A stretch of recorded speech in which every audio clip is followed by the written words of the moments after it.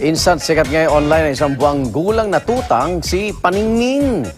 Dahil yan sa kakaiba't cute na posisyon nito sa pagtulog. Bay, panoorin po natin ito, Igan.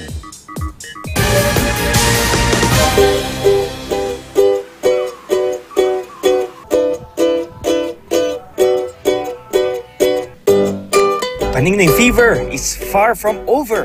Dahil yan sa kakaibang posisyon kapag natutulog ng bagong dog star ngayon sa social media. Aliw ang kanyang sleeping position na naging online challenge pa. #Paningning Challenge. Ang isang ito sa kalsada pa tumihaya.